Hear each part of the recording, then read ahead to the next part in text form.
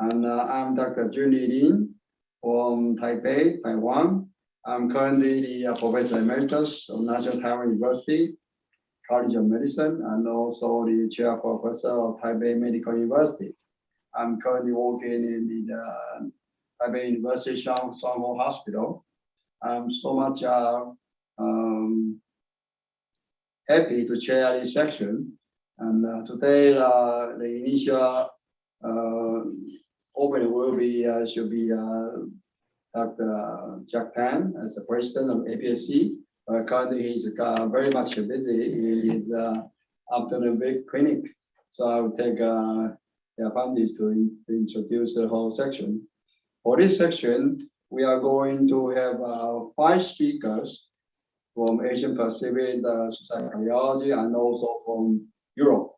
And there will be a speaker from Korea, Professor Pak, and also the speaker from Germany, Professor Andreas Goette, and also the speakers from Thailand, that's Dr. Tachapong Ngarmukos, and also be coming with the Professor Takanori Ikeda from Japan, and also the Professor Minxun Xie from Taiwan. And today the topic is going to talk about rhythm or rate control. As we all know that the rhythm control is currently rate control is currently a big part, is a very interesting topic in the field of electrophysiology, but also in general cardiology. Everybody knows that maintaining the normal size is very good for the recovery or the maintenance of the normal cardiovascular function. However, the kind of debate seems to be going on for decades. We don't know why, but the study from the very beginning, it seems that the maintaining the size rhythm is not really a good option because the original drugs, they are not so good. But these years, because the the kind of emergency of modern cath-lab technique with all kind of modalities, it seems it's improving. However, there are a lot of trials going on. It seems the answer is still not so clear, but more and more evidence is coming. So we are thinking that maybe today we can coming out some kind of consensus in 2021, hopefully. And so this meeting will be is housed by the APSC crowd, and this webinar is copyrighted by the APSC and should not be distributed without the prior permission of the APSC. The views and opinions expressed in this webinar are those of the faculty members and do not necessarily represent those of the APSC. And also for housekeeping, the live streaming content of this webinar will be made available via APSC Crowd, APSC Facebook, and also APSC YouTube page. So we'll be starting from the first speaker. I'll introduce the first speaker. That will be Professor Hui-Nam Pak. Professor Hui-Nam Pak is currently a professor of medicine at the University, Seoul, Korea. He is also director of Heart and Vascular Intervention Center, Severance Cardiovascular Hospital, Yonsei Hospital, Yonsei University Health System, Seoul, Korea. He is also currently Secretary General of APSC, Asian Pacific Heart Rhythm Society. So we'll start from Professor Pak's talk. And the topic Professor Pak is talking about is the rhythm or rate control strategy for nonvalvular atrial fibrillation therapy after CABANA, antiarrhythmics operation or rate only. Professor Pak, please. Thank you very much, Professor Lin, Professor Teo, and I appreciate the organizing committee. I'm very glad to be here. And can you see my screen now? Yes, we can see it. You can. Is it full screen? Oh, not yet. Oh, yeah. Now it's full screen. No problem. No problem. Okay.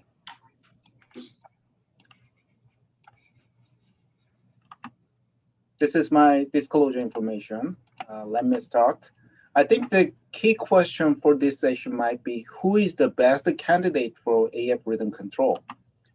So we need to consider several factors to decide rhythm control of AF. And first, the symptom. The symptom has been considered as an important determinant of AF rhythm control. However, 2020 ESC guidelines recommended the cardioversion trial in patients with asymptomatic or minimally symptomatic persistent AP patients to exclude unconscious adaptation. Because atrial fibrillation is progressive disease, we can try rhythm control in relatively young patients with minimal symptom.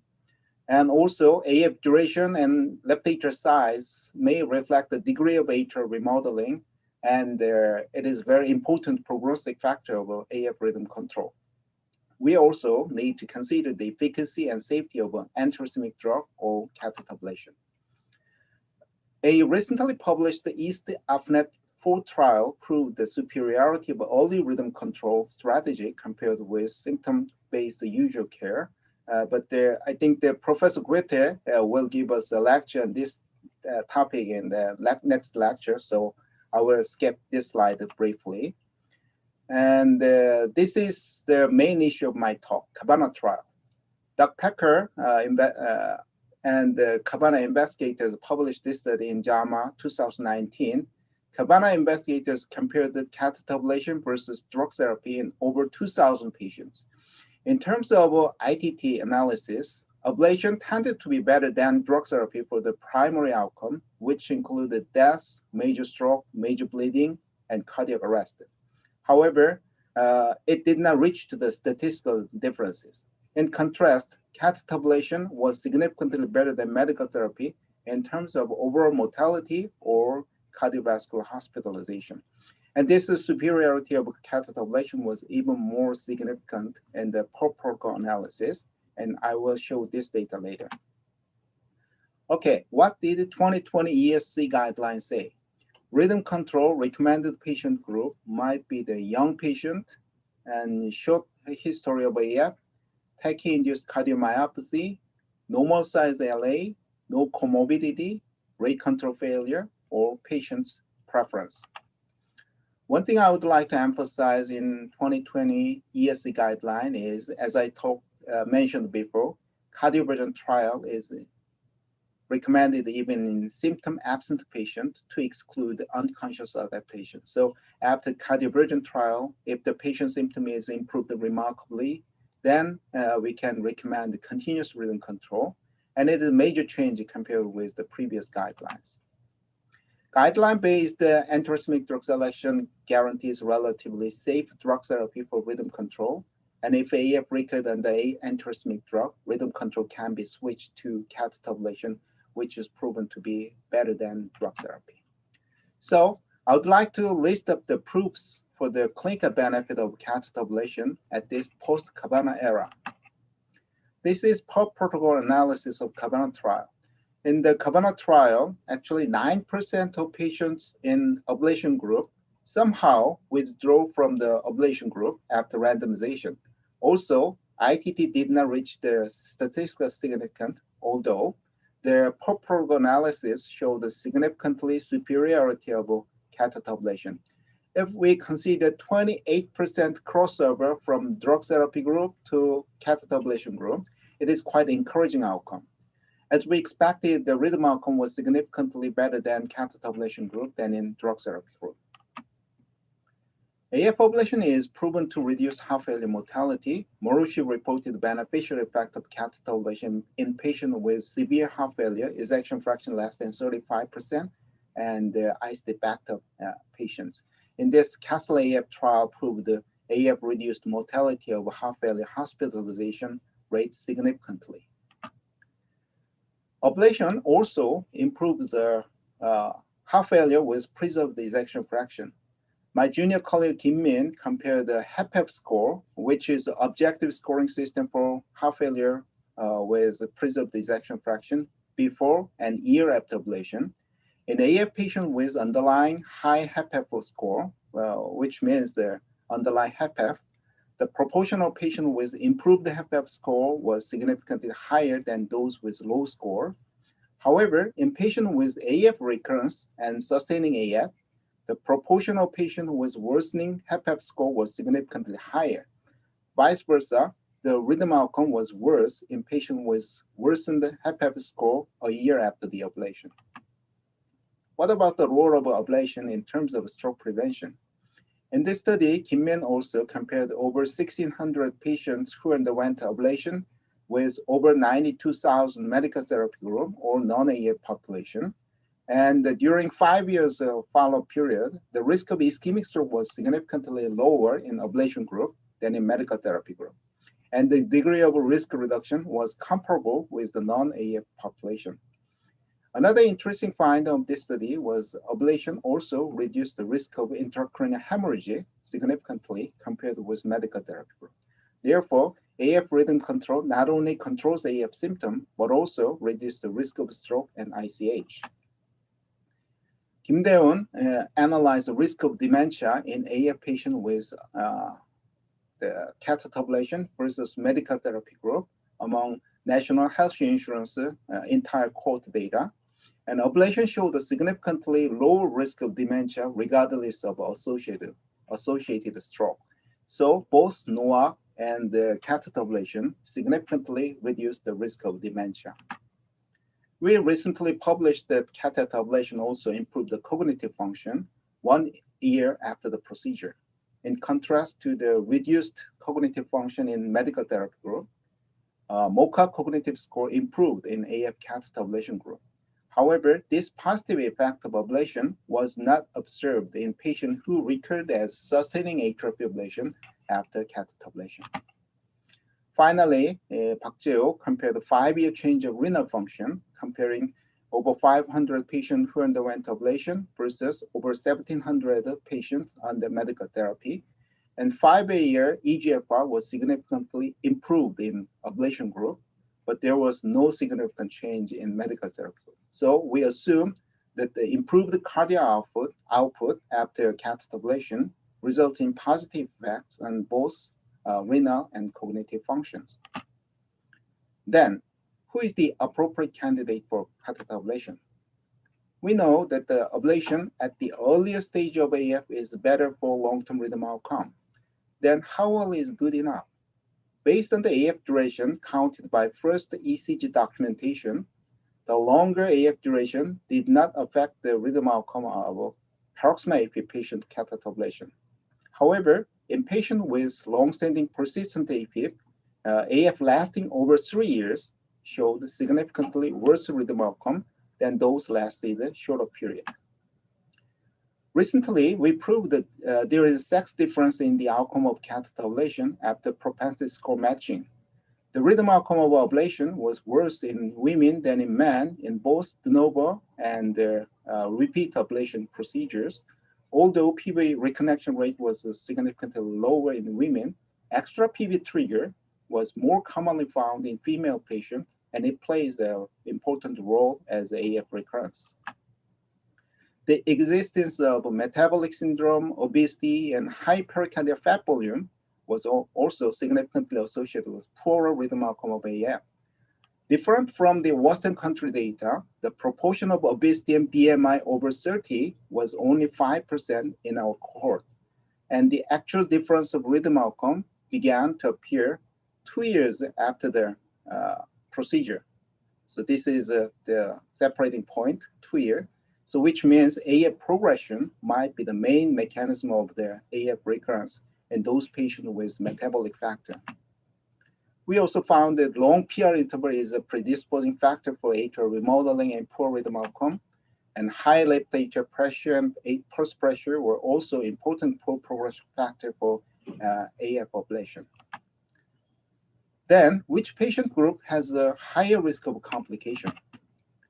To titrate the RF energy delivery depending on atrial wall thickness, we developed a customized software and validated it, and we can generate a left atrial wall thickness map by utilizing Laplace equation and Euler method from cardiac CT imaging. And then we measure the left atrial wall thickness in over 1,800 patients retrospective data. In this study, the risk of major complication and cardiac tamponade were significantly higher in elderly female patients. And those are over 75 years old. Female patients show higher complication risk. And these older ladies and left and right side, the PV antral wall thickness were significantly thinner than other groups. So thin atrial wall is related to the higher complication rate in elderly ladies during AF catheter ablation. Also, we believe malnutrition is extremely rare in developed countries.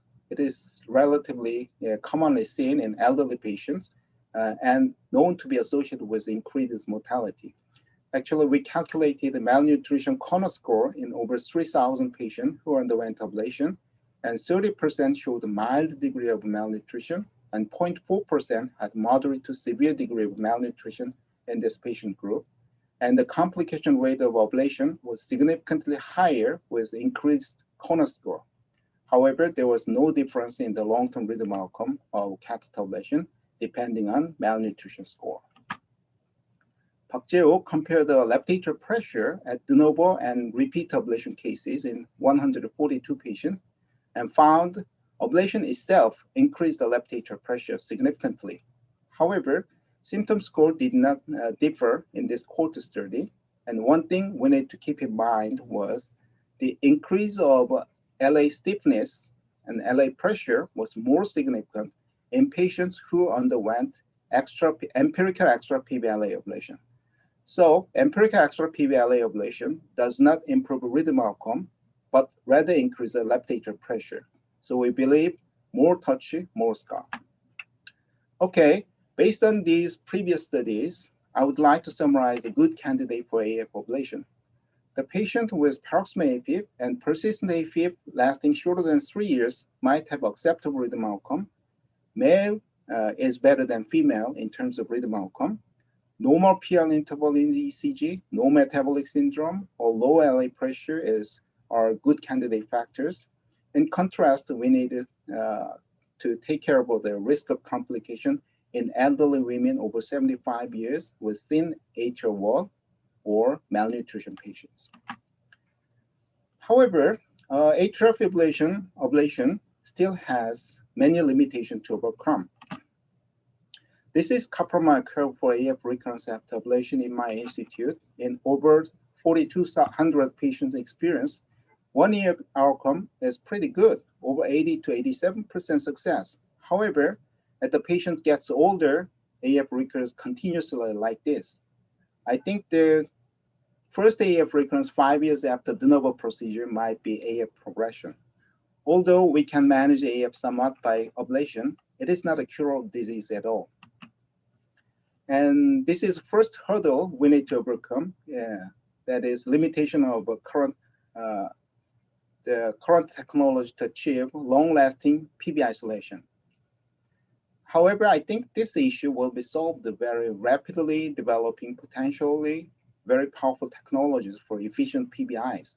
Currently, high power shoot duration RF and cryoablation became very popular in daily practice in Korea. However, data from their long-term outcome are limited. Therefore, we compare the 60-watt high power shoot duration with conventional 35 RF ablation after propensity score matching in this retrospective study. As you know, high power shoot duration ablation generates a shallow but contiguous RF lesion very efficiently, and it is suitable for AF ablation because atrial wall thickness is at most 4 millimeters. In this retrospective study, including over 1,200 patients, there was no significant difference in rhythm outcome between high power shoot duration versus conventional RF ablations. However, the procedure time and ablation time were significantly reduced by this high power shoot duration ablation. This is very recently conducted RCT comparing high power shoot duration RF versus cryo PBI in 310 patients with paroxysmal AFib. We know the Fire and Ice trial compared the cryo versus RF in paroxysmal AFib. There was no study comparing the cryo versus high power shoot duration RF. And this is RCT, randomized clinical trial, and baseline characteristics were well matched, and the procedural time was significantly shorter in cryo group. Even though high power shoot duration reduced the procedure time significantly than conventional RF, but cryo is resulted in even shorter procedure time than high procedure duration. And we did additional RF touch-up in 7% of cryo, and 8% of high procedure duration group conducted extra PB trigger ablation. Although there was no significant difference in major complication risk, we experienced 3 cases of right side fragment paralysis. And this is the outcome of CRAFT trial. After mean 10 months follow-up period, there was no significant difference in rhythm outcome in spite of extra PB trigger ablation in high procedure duration group. So this manuscript is currently submitted. Okay, this is the second hurdle we have to overcome. Not only a long-lasting PBI, but also extra PB triggers are the main mechanism of AF recurrence after ablation. This study included over 2,300 patients who underwent isoprotein provocation at the end of the procedure, and the existence of extra PB foci was consistently associated with poor rhythm outcome, regardless of a de novo procedure or repeat procedures. And as the number of extra PB trigger increases, the rhythm outcome became even worse in this study. However, there is no clear solution to control these extra PB trigger, especially in patients with persistent AFib. As you know, these RCTs failed to prove the role of empirical extra PB ablations, including linear, electron-guided ablation, foam ablation, and complete electric isolation of posterior wall. In contrast, about 40% recurrence rate within a year may not be enough after this invasive procedure. We previously compared the isoprotein provocation and trigger ablation versus just finishing the case without provocation during AF ablation procedure. It is possible to uncover extra PB trigger site by quick 3D map nowadays. Isoprovocation and trigger ablation improved the rhythm outcome in this retrospective study. However, the rhythm outcome was still very worse with extra PB trigger in spite of additional ablation than those without triggers. Professor Young Kim's group also conducted RCT with a similar design and proved the usefulness of isoprotein provocation and non-PB foci ablation. But as you saw in the CRAFT trial, as I show in the comparing the cryo versus high procedure duration, current mapping and ablation technology have a lot of limitations to eliminate the extra PB triggers.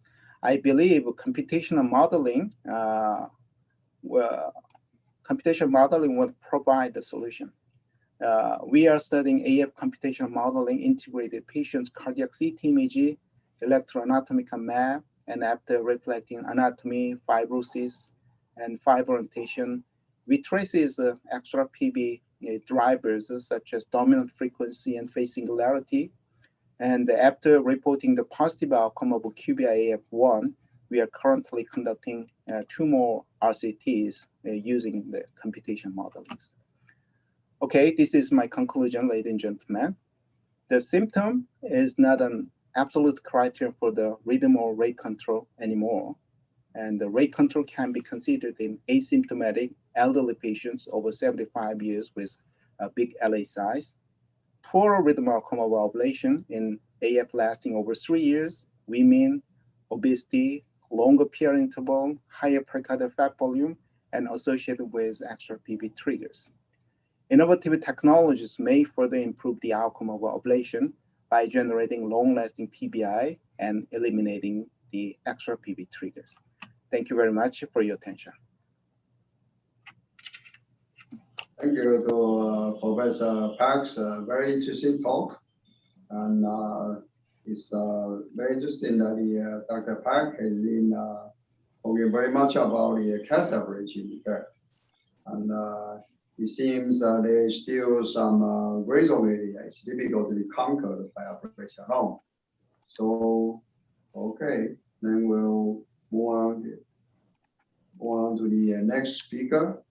And we will have the Q&A after the first speaker together. And I will introduce the second speaker. And the second speaker will be Professor Andreas Goette. And Professor Andreas Goette is currently the professor and also chief physician of cardiology intensive care unit, intensive care medicine of St. Vincent's Hospital, Tachapong, Germany. He is also currently the faculty member of the European HRA, and also he is actually the board director of the HFrEF trial. And the AFNET trial is responsible for the recently published EAST-AFNET 4. So we'll welcome Professor Andreas Goette for the talk. Professor Andreas Goette, please. Yes, dear Chairman, thank you for the very kind introduction, and welcome to everybody in Taiwan, Singapore. And it's my pleasure and privilege to give this talk about the EAST-AFNET 4 trial, which we published last year during the EASC in the hotline session.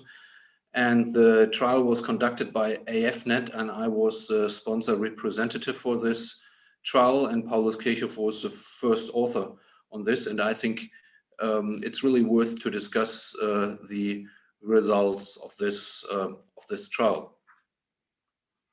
So these are my disclosures.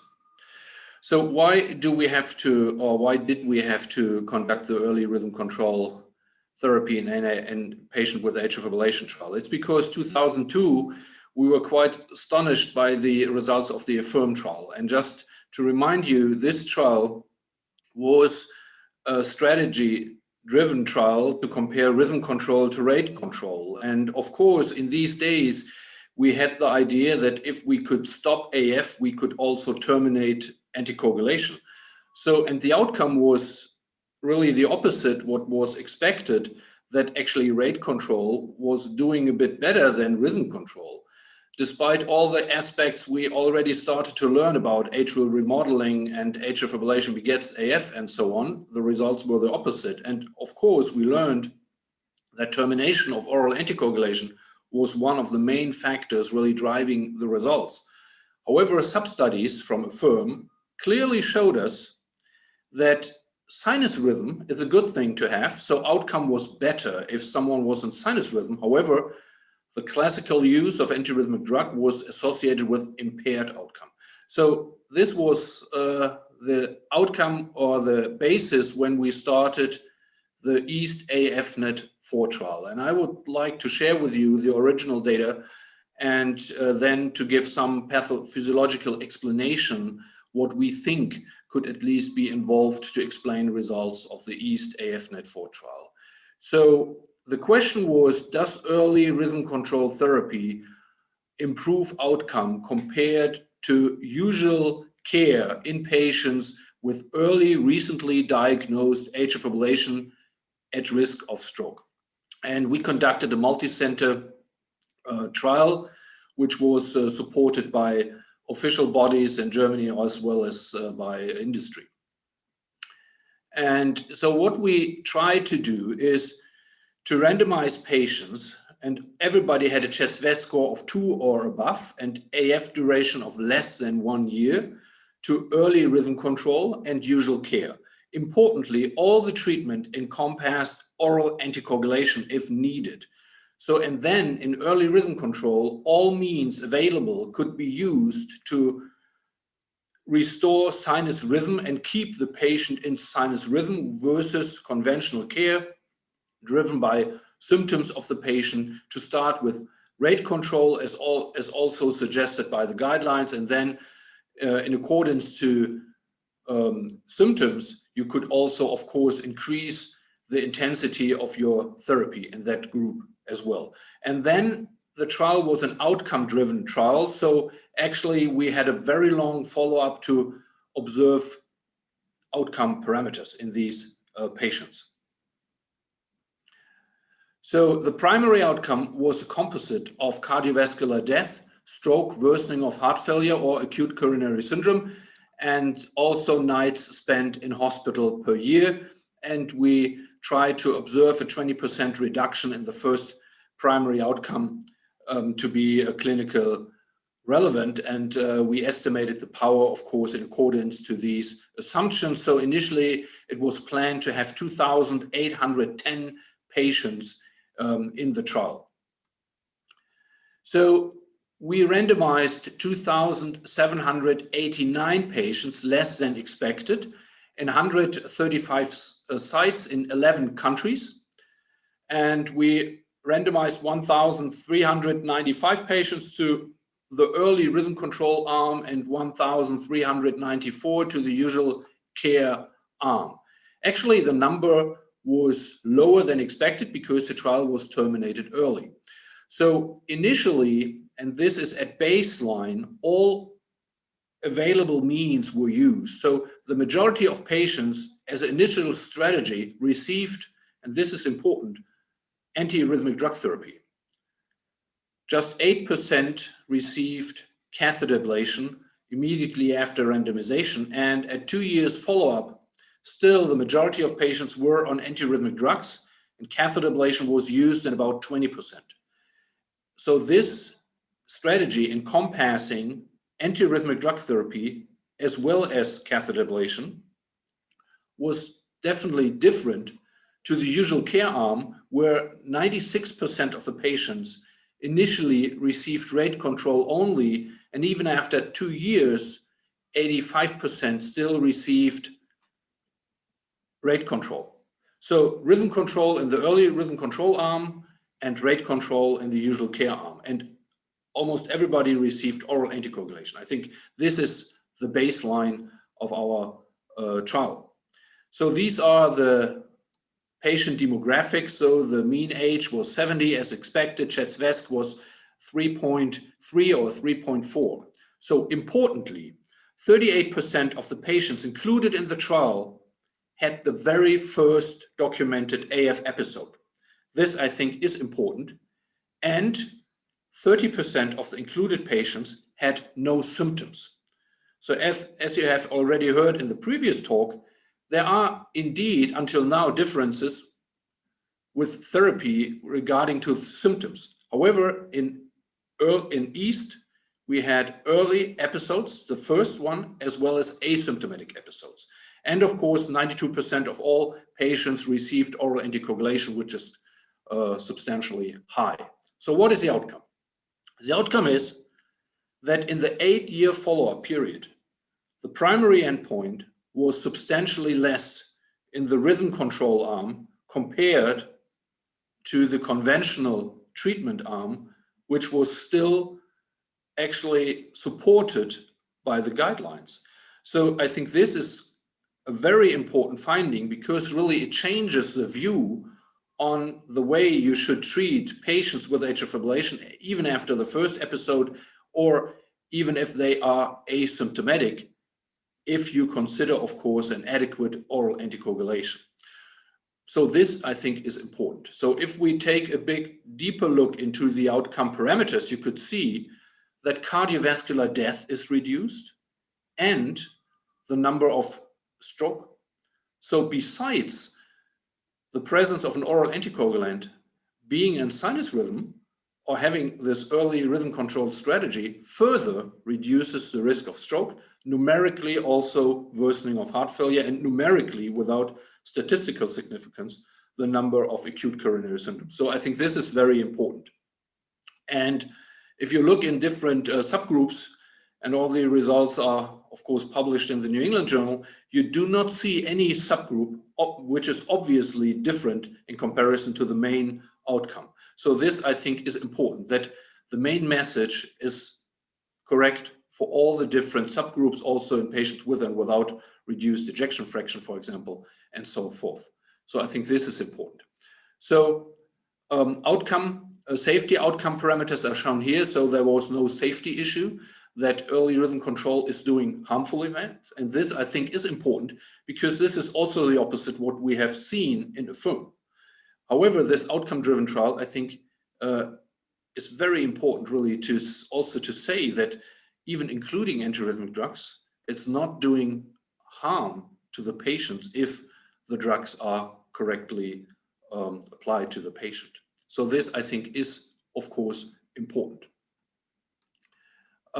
So the conclusion is that early initiation of rhythm control therapy reduces cardiovascular outcome with early AF in cardiovascular conditions, this I think is important. However, the overall number of nights spent in the hospital were not reduced, which of course is explainable by the fact that, of course, rhythm control requires hospitalization due to cardioversions, etc. So, however, I think that overall, without seeing any safety issues, this I think is very important news for the whole EP community and all physicians dealing with patients with atrial fibrillation. So the question now is, how can it be explained? What is the pathophysiological explanation for EAST-AFNET 4 to say, well, besides oral anticoagulation, we still see differences? And of course, we do know for many years, and we have put a lot of effort in all the research, that we know AF begets AF. However, we also have published many trials, and all over the world there are many trials showing that atrial fibrillation also induces dysfunction of the left ventricle and changes in the left ventricle. So the question is this probably an explanation for the findings? And interestingly, of course, we have also seen that there are drugs like dronedarone, which are associated, in contrast to sotalol, which is now a bit downgraded in the guidelines, or amiodarone, with better outcome in comparison to the old class 3 antiarrhythmic drugs. So is this probably one explanation? And interestingly, the question is, how can dronedarone, for example, which was also used in the EAST-AFNET 4 trial in patients, does this have an effect on cardiovascular function? And there are very nice animal data suggesting that dronedarone is a very potent dilator of the microcirculatory system in the left ventricle. And this is not the case in induced atrial fibrillation if you apply amiodarone, so to speak. So for that reason, of course, there's a reason probably to use, like suggested in the guidelines, dronedarone, especially in patients with coronary artery disease, because it can prevent oxidative stress to occur. And there is also a huge database analysis encompassing more than 50,000 patients in Germany, which we performed, where you could see that in dronedarone-treated patients, for example, the number of myocardial infarction is reduced in comparison to other antiarrhythmic drug treatments, and the number of stroke is reduced, because also dronedarone has been shown to reduce microcirculatory flow abnormalities in the brain, and especially if stroke occurs, for example, also the lesions are much smaller. So there are drug effects, of course. We have heard already that CASL-AF, and we will hear it later on again, has shown that AF ablation interferes also with heart failure. And so to speak, of course, we had patients with reduced ejection fractions in EAST as well. So catheter ablation, of course, could have, and we are in the process to analyze this, could have interfered with progression of heart failure. And for that reason, of course, cardiovascular death was also reduced. So the effect of catheter ablation in comparison to conventional therapy might have also a substantial impact on the results of EAST. However, we still have to analyze this. And of course, the early on treatment is also supported now by other trials. For example, like early cryo as initial therapy, which also showed that a very aggressive strategy to ablate very early on and to get rid of atrial fibrillation reduces a better outcome, probably. So I think taken together, we can say that the strategy used in EAST to be very aggressive very early on, to prevent atrial remodeling to occur, to prevent interference with ventricular function to occur, and also to interfere probably with decline in kidney function, to interfere with neurohormones, could make a substantial difference to explain the results. And therefore, we think, of course, that the EAST-AFNET 4 trial will definitely have an impact on further and future guidelines and clinical practice. However, we have to see what to do and what to use for sub-identification of groups within the AF cohort. And right now we are using a new consortium in Europe to examine artificial intelligence algorithms, for example, to really try to see how to define the therapy even better in different subgroups. So EAST, I think, is important, and I hope for a fruitful discussion later on. Thank you. Thank you for Professor Goette's interesting talk. And as we know from the first two speakers, we learned from Dr. Pak that the CAS ablation is bringing more in sinus rhythm, and also that from Professor Goette's talk, we noticed that the antiarrhythmic drug is bringing more in sinus rhythm. Comparing the two talks, I can feel that it seems that the scale of the clinical trial, of course, the drug trial, is much larger than CAS ablation trials. And it seems that the maintenance sinus rhythm is still the main topic everybody focusing on. But I can see that it seems the difference is there. It seems that the CAS ablation study, according to the CABANA trial, it seems that the hard endpoint, including cardiovascular death, heart failure, hospitalization, or the total mortality, it seems it's not too much improved comparing the CAS ablation versus drugs. And from the EAST-AFNET study, it seems that the drug plus some CAS ablation, if they can better control this in sinus rhythm, it seems it could change the heart endpoint according to the trials. I don't know how how do everyone think about it? Is it that how does the Pak think? Do you think that the CAS ablation alone is enough to maintain sinus rhythm? Do you want to think about, you consider about antiarrhythmic drugs? And on the other hand, Dr. Professor Goette, what kinds of pain do you think that the CAS ablation may be still quite as important as antiarrhythmic drug in maintaining sinus rhythm? So, well, if I may,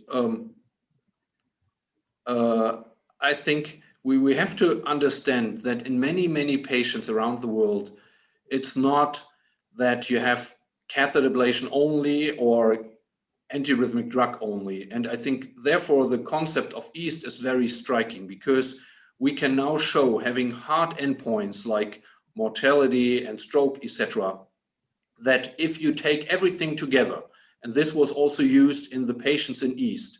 So if you use antiarrhythmic drugs, if you use catheter ablation, if you combine all these approaches, then you get the benefit in addition to adequate oral anticoagulation. So it's not that we want to start the discussion about, is it really better to do catheter ablation instead of drugs? It's really to keep the patient in sinus rhythm. And I think this is the goal, that sinus rhythm per se is good for the patient, and you should take all means which are available in your institutions, in your countries, really to keep the patient in sinus rhythm. And that is really supported with the main results of EAST, that really rhythm control strategy, including everything, is better instead of just doing rate control and wait and see. And this, I think, is important. Of course, we will do sub-studies to see if there is still a difference between catheter ablation and antiarrhythmic drug and so on. But I think for the general cardiologist, I think it's very reassuring that it's not harmful to initiate drug therapy. However, if the patient, of course, has recurrences, he should proceed to catheter ablation and all this. And but I think, in contrast to AFFIRM, where actually all antiarrhythmic drugs were abandoned because they are harmful, that we can now say with our study, this appears to be not the case. So I think for the whole community, and we, of course, we do have many cardiologists or cardiology centers which still do not do catheter ablation of AF, but they can still adequately start AF therapy. And I think this is very important, a very important message, of course. I also fully agree with Prof Goette's opinion. The rhythm control itself, it is very important. So some people try to compare the catheter ablation versus antiarrhythmic drug, but I think the drug and catheter ablation is mutually supportive.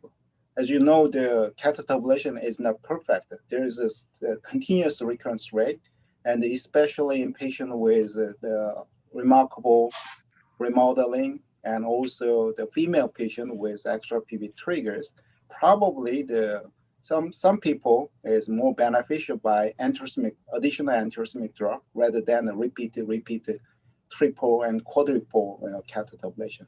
Also, from the data stage, we don't know exactly which drug is more dangerous, which drug what is the proper indication for each drug. But our experience for antiarrhythmic drug is increased, and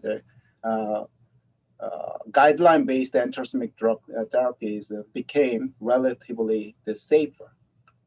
Even though the SOTAL downgraded to the class 2B indication nowadays. So I think the catheter ablation and antiarrhythmic drug should be mixed strategy for the better rhythm control. Also, one thing I would like to point out is if there is two randomized clinical trial, positive randomized clinical trial, we can put those strategy and the class 1 indication of guidelines. But there are so many randomized clinical trials comparing the catheter ablation versus the drug therapy, but still it is the primary catheter ablation is not in class 1 indication. There might be the support, my hypothesis or the Professor Goette's opinion. Can I comment and ask some questions? First to Dr. Andreas. Your EAST study, how many % of the patients were actually atrial fibrillation catheter ablation and how many % were drugs? So initially in the early rhythm control arm, at bay or right after randomization, about 8% received right away catheter ablation, and after 2 years, 20%. So initially the drug therapy was about in 70%, and then at follow-up it was about a bit more than 60%. So the majority of patients were still on drugs, and just 20% after 2 years at least had received catheter ablation. So it's really predominantly a drug therapeutic effect. So I think this is important because otherwise a lot of people were, like you say, thinking that drugs are poisonous and there's no point giving rhythm control. And perhaps when I'm sure you're going to do a sub-study where you look at your antiarrhythmic drugs, although they may dilute your volume, to show at least there's some safety in the use of antiarrhythmic drugs and not just everybody needs AF ablation. The second question is, of course, you know, the early study suggests that the earlier we get to them, but does this apply to someone who does get atrial fibrillation, but is very elderly, you know, has severe cardiomyopathy? Would this hypothesis still hold in someone who presents AF late, but already have got bad atrial cardiomyopathy? As always, a very tricky and intelligent question, of course. Well, at least from the EAST trial, we have not looked in, well, we looked in subgroups of certain age patients. So to have younger ones and elderly ones, and the overall results were the same. Of course, you could always argue if someone develops the very first episode at an age of 85 or so to speak, if it's really possible to improve overall mortality in a group at an age of 85 or above, probably not. It's probably about just quality of life. I think in most geriatric type patients, it's really about quality of life and not about life expectancy. So for that reason, of course, like we have to judge on an individual basis. And in some of these patients, it might be just better to have, I don't know, like his bundle ablation and pacing or whatever, just to keep the patient without symptoms and out of the hospital. But at this point, we cannot really answer this from the EAST trial, but I'm definitely sure that there is an age cutoff where you don't see changes in mortality, because just the overall background mortality is so high, because at the very end, we all are going to die. So there is death, the final answer. And the opposite is also true for the very young ones. Yes. We have to keep in mind that we included patients with a CHFrEF of 2 or above. So, and one of the factors, of course, was age. So if the results, probably they are true, but we do not know. If someone comes in at an age of 40 without any concomitant disease, then this was not studied, this type of patient. So, of course, for the very old ones, we have to examine this, and patients with a CHFrEF of 0, because all these patients were not studied in the EAST-AFNET trial. And for Dr. Pak, although you made the point about three years or more, occasionally I'm sure you've seen patients so-called come to see you for paroxysmal atrial fibrillation, and they claim there's only 1 year. But when you go in and do the ablation, you'll see there's hardly any voltage. Everything is red in color, voltage very low. Would you still say that sometimes you get these type of patients, isn't it? The limitation of that study is we don't know more than 40% of patients is asymptomatic, so it is very difficult to know how is the duration, real duration of atrial fibrillation. So we cut up the AF onset based on ECG documentation. So that is a limitation of a study. So we need to be careful to interpret that study. Yes. In terms of the rhythm control in the minimally symptomatic patients, I do in younger patient, at least younger than 65, Yes. because the AF is progressive disease. But if patient is over 75 and asymptomatic, I don't touch those patients for rhythm control. Well, Andreas is an expert at atrial cardiomyopathy. You think everybody with atrial fibrillation will eventually get atrial cardiomyopathy, and perhaps atrial ablation just delays the onset? Or can we really prevent atrial cardiomyopathy with ablation alone? Well, I think this is difficult to answer. I think in the long run, I assume that, of course, many patients, or probably everybody, will develop atrial cardiomyopathy, and probably the basis for atrial fibrillation in many patients is the already established atrial cardiomyopathy before they start to have atrial fibrillation. So I think this is definitely true from all the studies we do have. At this point, it's very hard to have a certain tool like imaging technology to stratify the cardiomyopathy, but usually the patients have damaged atrial tissue. If catheter ablation can cure cardiomyopathy, I definitely would doubt this, like with all the other means, because you have seen the beautiful data in the previous talk that catheter ablation increases left atrial pressure, of course, because we are damaging the tissue and we are doing some harmful aspects, although we get rid of atrial fibrillation. However, we definitely harm the atrial tissue because we are destroying parts of the atrium. And for that reason, of course, we do know that there is a stiff left atrial syndrome after extensive catheter ablation on the left side with pulmonary hypertension, etc. So we have to balance this. And there are also very interesting studies that after extensive lesions in the left atrium, if you have an increase in pressure, a substantial increase, that this is the best predictor for the recurrence of AF.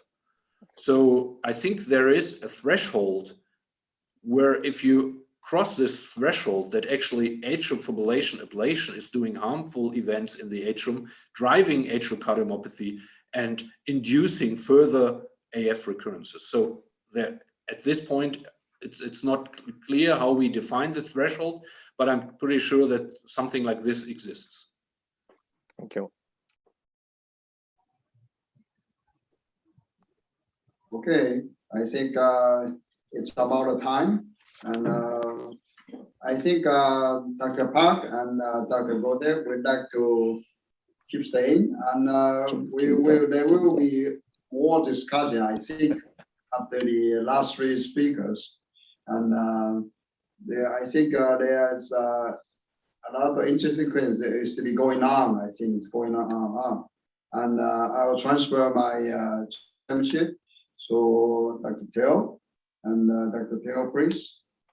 Thank you very much, Professor Lin. Next, it's my pleasure to introduce the next speaker, Professor Tachapong Ngarmukos. Tachapong, who is well known to most of you. He is the president of APHRS currently, and he's going to talk about the rhythm or rate control for rheumatic valvular atrial fibrillation, antiarrhythmic drugs, ablation, or rate control. Tachapong, please. Thank you, Professor Teo.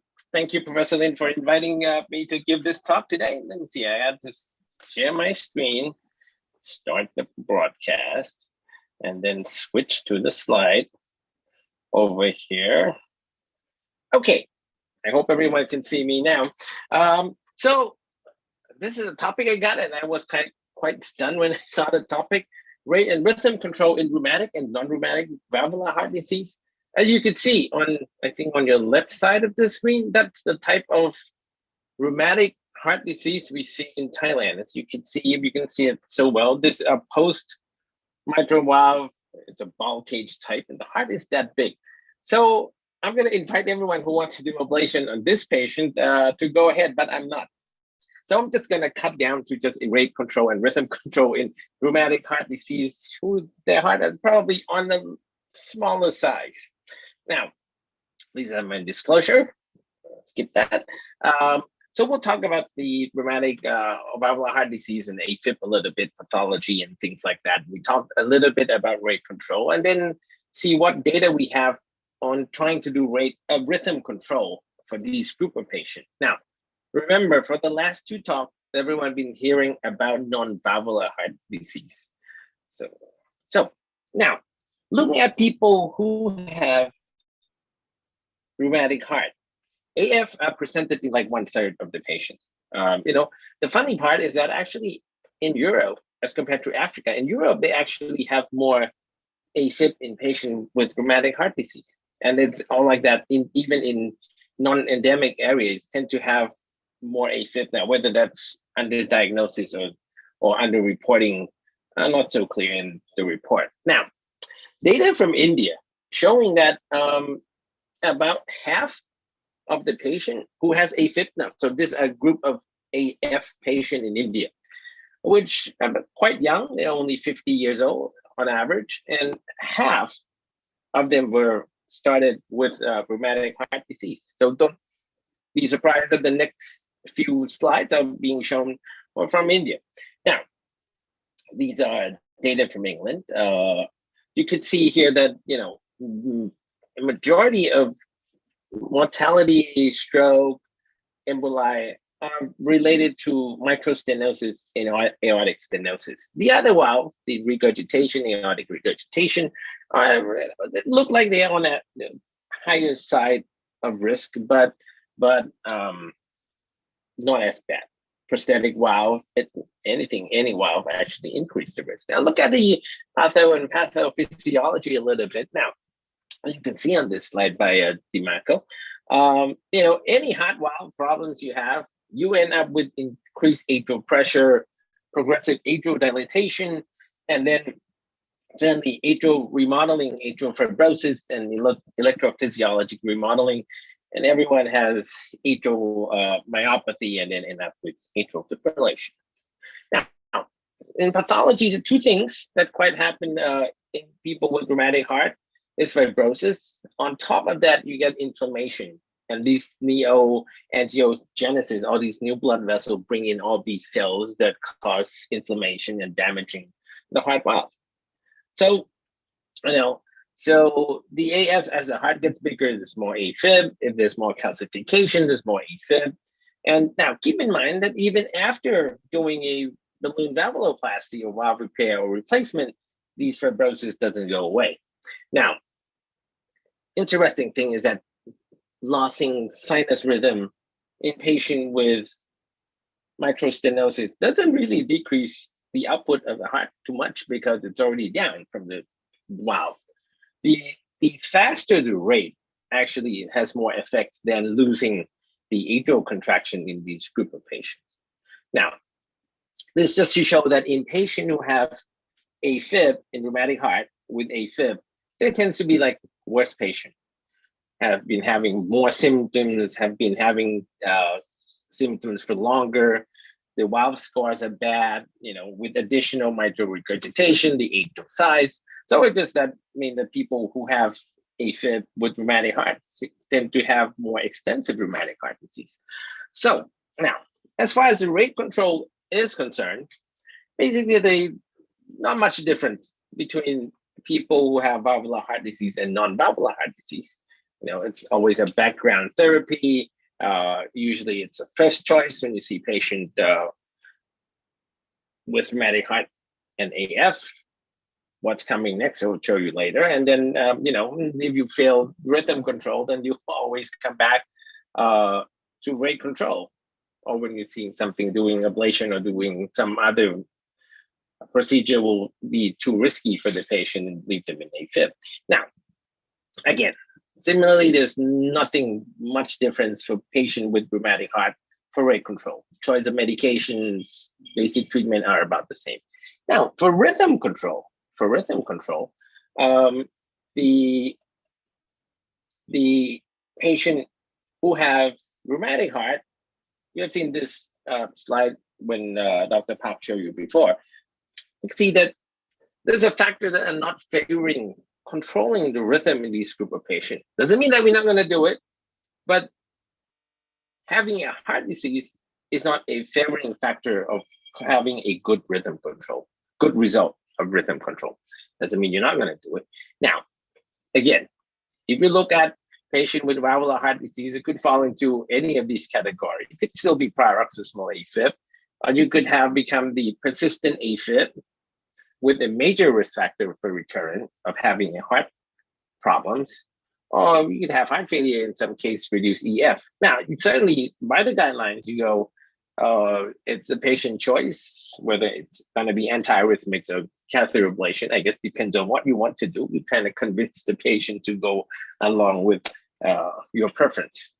Now, certainly treating the underlying rheumatic condition is the way to go. As you can see, this one is mitral regurgitation. You have AFib. If you have AFib, it's an indication to do some intervention for the heart. Now, this one is mitral stenosis. Only in the American side that they recommend that once you have atrial fibrillation is an indication to screen.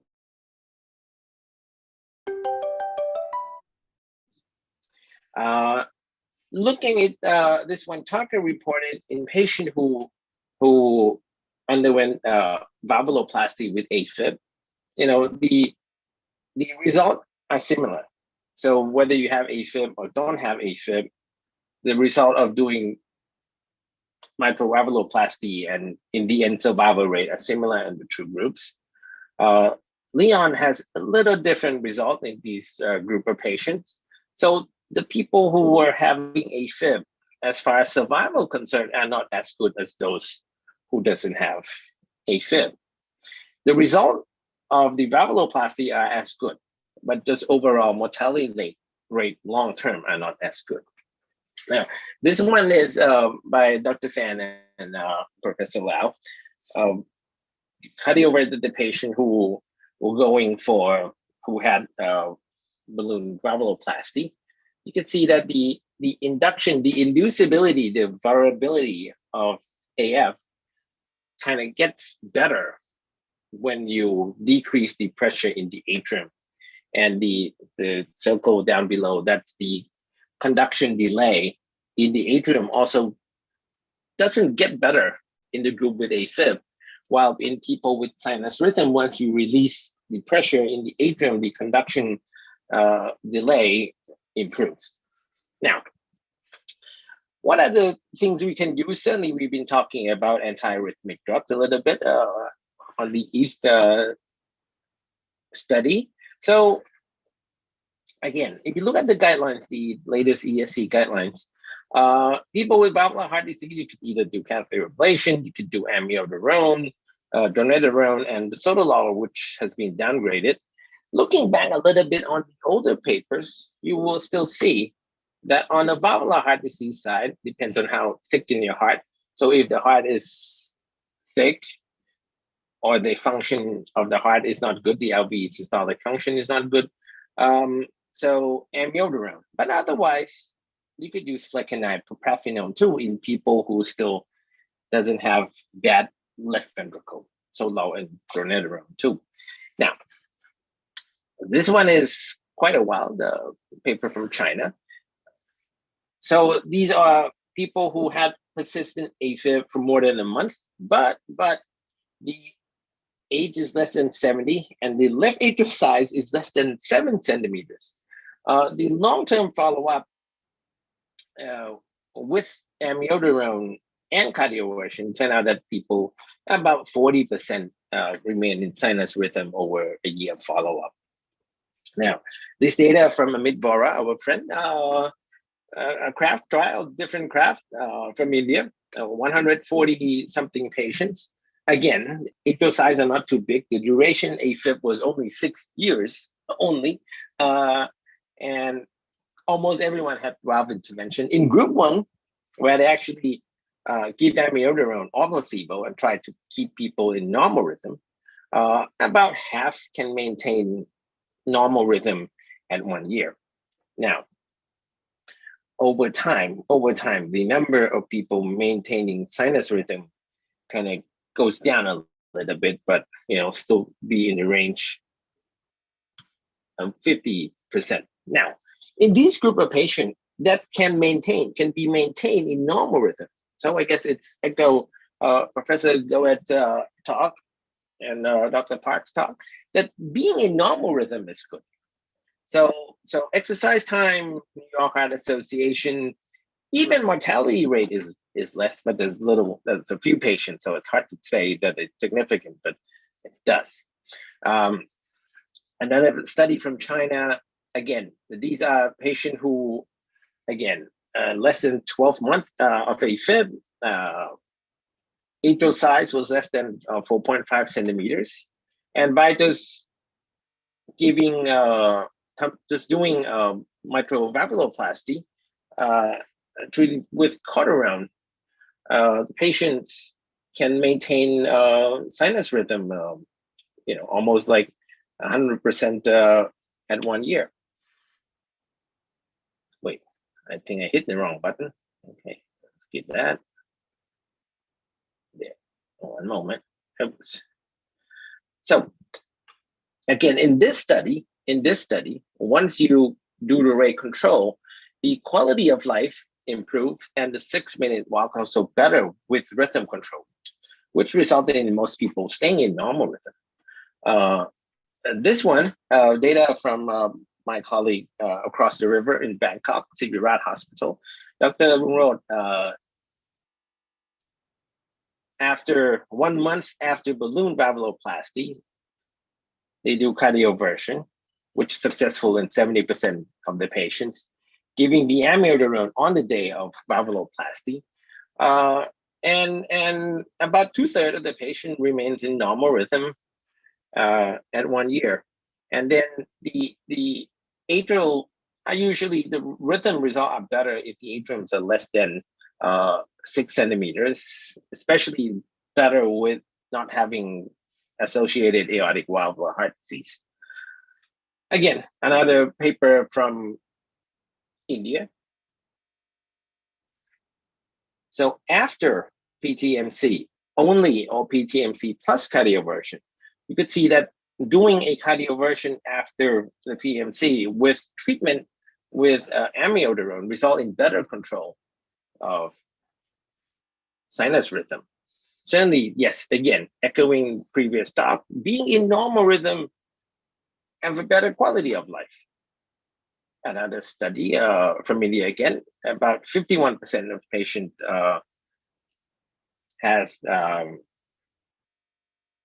maintained normal rhythm at 1 year. Now, in this group of patients, again from India, from Dr. Ghosh, myomultiple stenosis. So now these are without valvuloplasty. just giving flecainide. A group of patients after a loading dose of flecainide, 2 out of 50 turns into normal sinus rhythm, and the rest will need cardioversion. 36 maintain sinus rhythm, and the other one are not successful regardless of the medication. The maintenance rate is good at 60% at 1 year, so relatively good. Now, talking about ablation, I guess our friend Mohan Nair started shocking the patient back to normal rhythm and induce a rhythm where 2 sites were favorite ablation site was ostial of coronary sinus os and the septal side. Doing ablation, they actually keep most people in normal rhythm. On that particular paper was a long-standing AFib. Looking at the electrogram in the primary vein in all his patients were non-existent. So maybe a longer patient with more severe disease. Andrago also reported doing PVI with valvuloplasty and keep 60% of the patient in normal sinus rhythm at 5 years. Professor Narasimhan also reported that in his few cases of patients, there's some trigger coming from the PVs and from the backside of the atrium. Not too many cases. A hybrid ablation with mitral valvuloplasty. So yes, doing ablation and valvuloplasty also help maintaining sinus rhythm as compared to just doing balloon and just shock the patient back to normal rhythm. Another study from Dr. Chendo, people with mild mitral stenosis, doing ablation in these group of patients, the results are not as good as people without rheumatic heart disease. Now, this one from Professor Pak, this one a little more extensive. It's including post-surgery and prosthetic valve and repairs and things like that. Now, in this group of patients, though, Professor Park showed that at 70 months, the results are not bad. They're quite similar between the people having valvular heart disease and non-valvular heart disease. So comparable result. Now, surgery is probably one of the things that mostly talked about. When you do a rheumatic heart disease and do ablation surgically in combination with it, the result, this one they said had only 10% recurrence during follow-up. This one showing the group that actually doing cryoablation, not cryoballoon, but cryoablation of the atrium in combination with valve surgery, end up with a better control of rhythm during follow-ups. Again, this one showing the same way for 4 years follow-up, doing a irrigated ablation during surgery compared to the group that having ablation later. So do surgery today, follow up a few months and do ablation then, as compared to go ahead and do empirical ablation by the surgeon. The group that has intraoperative ablation have the freedom of AT-AF better. Now, these are overall, the mortality rate are not different, but surgical ablations tend to be able to hold sinus rhythm better than control. Now, these were indication cited by Professor Nida. So chronic AF with rheumatic heart, if the patient's undergoing valve repair or bioprosthetic valve, it's probably a good idea to think about doing AF surgery with it. All patients going for AF surgery, for some valve surgery can, especially, I guess it's up to the surgeon, if they can do the extra work without adding too much risk for the patient. There'll be something. So summary, don't forget stroke prevention and rate control are similar in people with rheumatic heart disease or valvular heart disease to non-valve. And rhythm control, it's achievable by fixing the valve, giving antiarrhythmic drugs, catheter-based surgery, a combination of all these things. The results are debatable. These were editorial by Professor Brugada. Now, if you remember these, the more AFib you have, the more pathology you have. type progression of AFib. Rheumatic heart disease are probably on this side of the spectrum with more scar and all these fibrosis in the heart. So potentially less likely that the rhythm control will be successful. And with that, I think that's the end of my talk. Oh, there's some suggestion, but I'll skip that. Thank you. Thank you very much, Professor Tachapong. I think as in the previous format, we will leave the discussion to the end. Yes. Next, it's my pleasure to introduce Professor Takanori Ikeda, who is the professor and chairman at Toho University Faculty of Medicine. He is also the president-elect of the International Society for Holter and Non-Invasive Electrocardiology.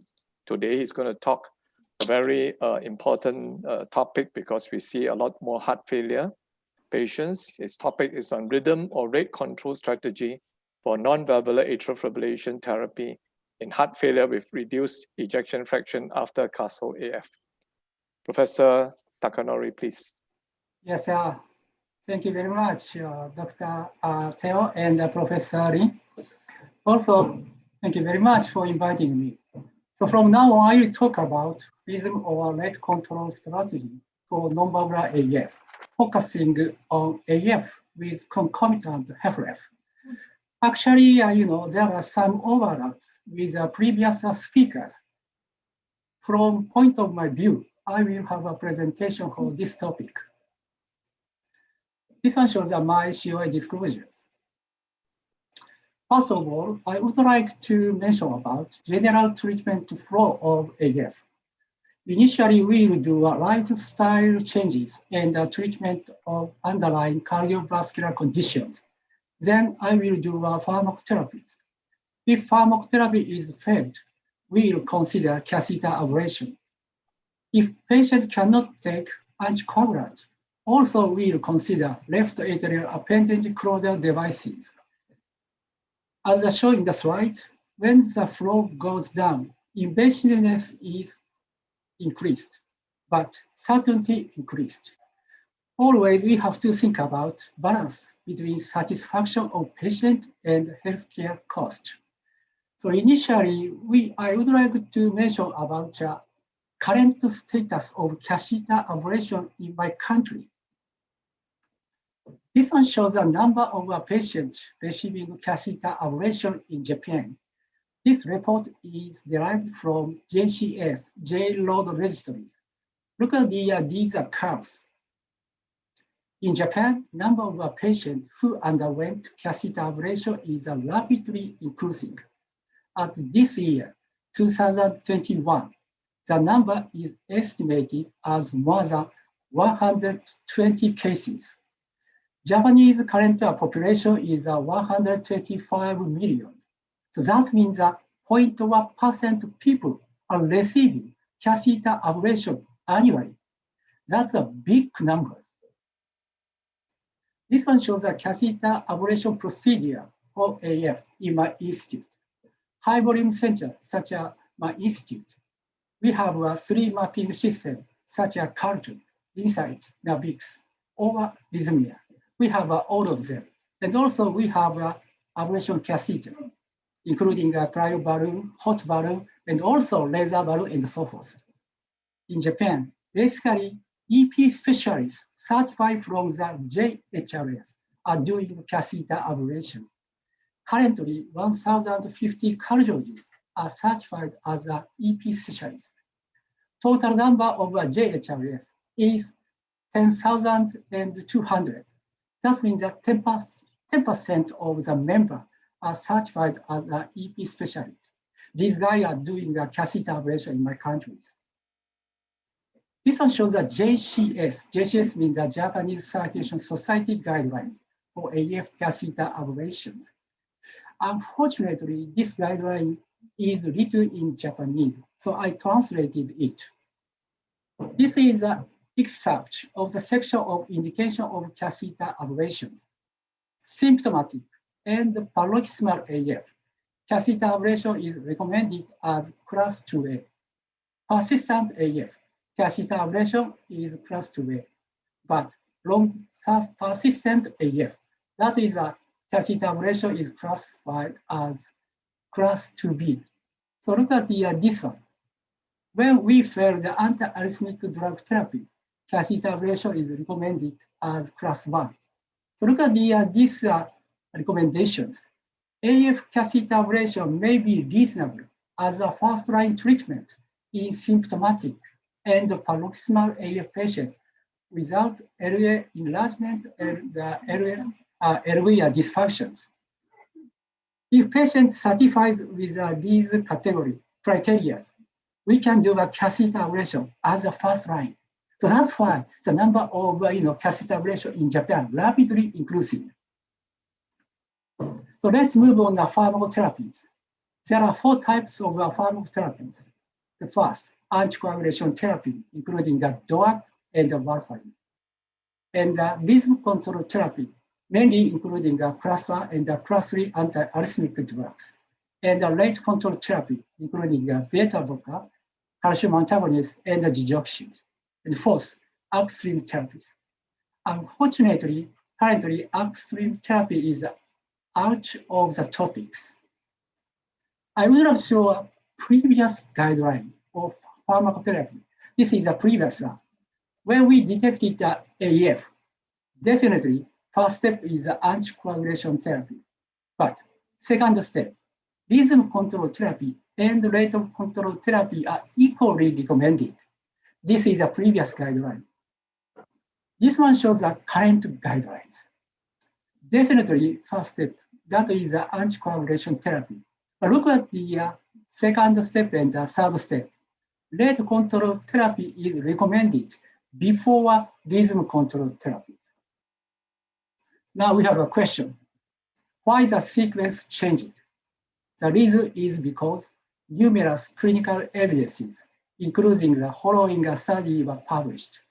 Rhythm control therapy versus rate control therapy. As you know, AFFIRM, RACE, these studies demonstrated that no difference exists between the rhythm control therapy and the rate control therapy in terms of all-cause mortality and cardiovascular event in elderly AF patient or in patient after cardioversion. After that, these studies were published, AF, CHF, and the JRhythm. I would like to show a brief data, these HF and the JRhythm. This one shows the AHCF trials, rhythm control versus rate control therapy in AF patient with concomitant heart failures. In rhythm control therapies, amiodarone was used. In rate control therapies, beta blocker and the digoxin was used. As in shown in the slide, death from cardiovascular cause, death from any cause, stroke, worsening heart failure, and the composite outcomes.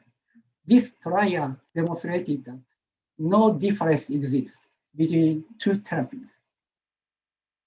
This one shows the JRhythm trial, which is performed in Japan.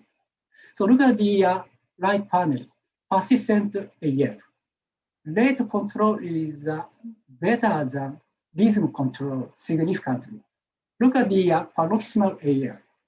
Looks like rhythm control seems to be better than rate control. But in this study, primary event, aggravation of QoS also included. This is a soft event. When we excluded this soft event, that means a hard event, no difference. So that means that this trial also showed similar outcome with those in Western countries. So this data also Professor Goette demonstrated, so I will skip. So current status for pharmacotherapy in AF. Although outcome of EAST-AFNET 4 trial were reported, the current consensus is that rate control is equal or superior to rhythm control therapy when pharmacotherapy was performed in all AF patients, including a long persistent or permanent AF, like that. For the rate control therapy of AF, beta blocker, digoxin, or non-dehydropyridine calcium antagonists have been used in clinical trial, namely rate control drugs. Which is the most common drugs for rate control among beta blocker, digoxin, and calcium antagonist? To answer this question, I would like to show a couple of data. So initially, Canadian wrestling, namely CARF. Look at these curves. Long time ago, digoxin was mainly used for rate control. But in recent years, beta blocker have been used mainly. Samely, look at this one, Japanese wrestling, same story. Main drug is beta blockers. So for rate control therapy of AF, the incidence of beta blocker gradually increased compared to digoxin and calcium antagonists. Why did beta blocker become main drug was rate control? So I would like to show a couple of data to support this idea. Initially, this one, beta blocker versus digoxin for rate control therapies. Assessment of prognosis in AF patient with concomitant heart failures. Left panel shows a HFrEF. This one shows a HFrEF. Look at the upper panels. Use of a beta blocker improved prognosis of AF patient. In contrast, look at the digoxin. Use of digoxin has such an effect. This is the first story. And then second story. Calcium antagonist versus placebo for rate control therapy. Assessment of progression of heart failure in post-MI patient with reduced EF, MD-PIT. Calcium antagonist, gilteriazine versus placebo. As shown in the slide, gilteriazine worse than placebo if we attempted gilteriazine in reduced cardiac function. So that means that we cannot use calcium antagonists in a patient with cardiac dysfunction. So we will show this data. Recent clinical study using a beta blocker in Japan. For rate control therapy using a beta blocker in AF patients, several clinical trials were recently performed in Japan because the main beta blocker, such as bisoprolol and carvedilol, were not covered by insurance until 2012. That's a problem. So we did this kind of a study. First, main AF for use of a bisoprolol tablet in AF patient. And the second, AF carvedilol for use of a carvedilol tablet in AF patient. As you know, bisoprolol and carvedilol have been used worldwide. Additionally, we did these studies, JLAND and Visono area. JLAND, that's for use of intravenous landiolol in AF and HFrEF patients. Landiolol is a super high selective beta-1 blockers, and this action is very rapid. So this is very useful acute phase of rapid AF. And also Visono AF. This is for use of bisoprolol patch in AF patients. Patch means like a very, very thin tape just put on the chest. That is effective. That is a very nice for elderly AF patient.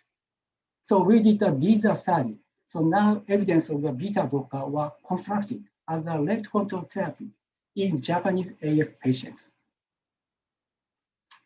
So now we have another question for rhythm control therapy in AF. For rhythm control therapy in paroxysmal or persistent AF patient, we can select not only antiarrhythmic drugs, but also catheter ablation, like that. Which is a better, antiarrhythmic drug or catheter ablation in AF patient, particularly AF patient with concomitant HFrEF? To answer this question, I would like to show some data. First, this data, antiarrhythmic drugs versus catheter ablation. Wilbur and Karskis did a meta-analysis. This systematic review indicated that as second-line treatment for paroxysmal AF, catheter ablation is more effective than antiarrhythmic drug therapy. This is the first step. And the second step, this one, mantra puff and the raft tube as not second, as first line treatment for paroxysmal AF. Catheter ablation compared with the antiarrhythmic drugs result in a lower rate of recurrent AF. This is the second step. And the third step, this SARA study in patients with persistent AF. This trial demonstrated lower recurrence rate after catheter ablation compared with antiarrhythmic drug therapy. And fourth step, this one, ATAC. In patients with persistent AF and concomitant HFrEF, catheter ablation is superior to antiarrhythmic drug therapy using amiodarone. This is the first report in the patient with AF and concomitant HFrEF. And then this paper published. This one is not antiarrhythmic drugs. This one shows rate control drugs versus catheter ablation, namely camera MRI. In patients with AF and left ventricular systolic dysfunction, catheter ablation for AF improved cardiac function compared with the medical rate control therapies. To follow this study is published. That's a CASL AF. Catheter ablation for patients with AF and HFrEF was associated with a lower rate of composite endpoint of mortality of hospitalization for worsening heart failure than medical therapy, including either rhythm or rate control drugs. This one included both rhythm control drugs and rate control drugs. And then this one published. Actually, already Professor Pak showed this data. I will skip. According to these outcomes, guideline was revised. This one shows the European guidelines. This one shows the excerpt of the section of atrial fibrillation catheter ablation in symptomatic and paroxysmal or persistent AF and HFrEF. Look at this one. Catheter ablation is recommended as class 1. But this one shows the addendum. The statement is that recommendation to reserve LV dysfunction when cardiomyopathy is highly probable. So I think this guideline is not applied for all atrial fibrillation, all these are fibrillation, I think. The second, I would like to show the American guidelines. Statement is much different from European guidelines. This one shows a section of catheter ablation in patients with AF and HFrEF. Statement is that AF catheter ablation may be reasonable in selected patients with symptomatic AF and HFrEF to potentially lower mortality rate and reduce hospitalization for HF. They decided this kind of a patient, class 2B. Two randomized clinical trials, ATAC and CASL-AF, have limitation because they included relatively small and highly selected patient population. As you know, number of patients each group, just 150. That's not so many.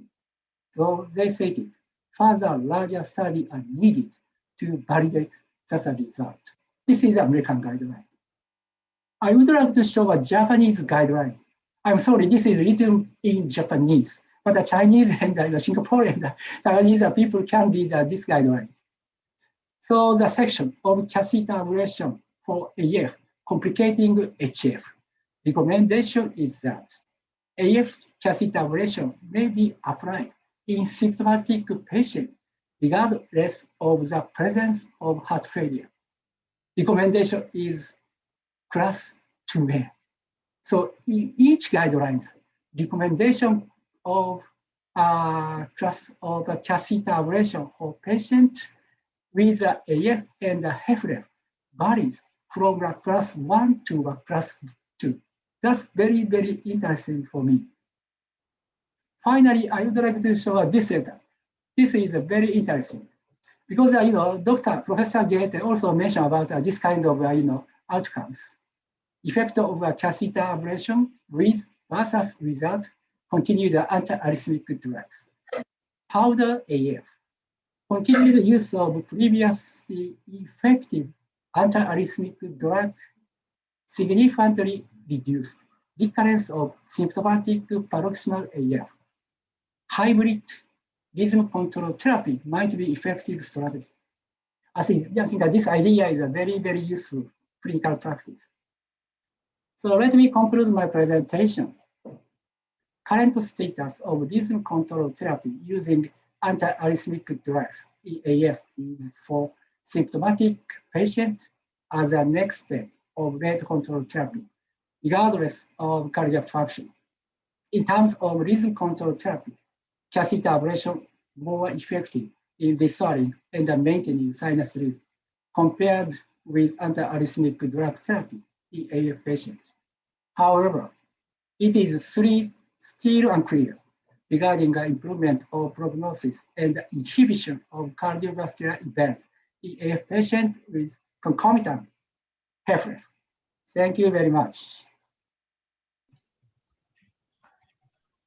Thank you very much, Professor Ikeda, for that very extensive coverage on the treatment of AF in Japan.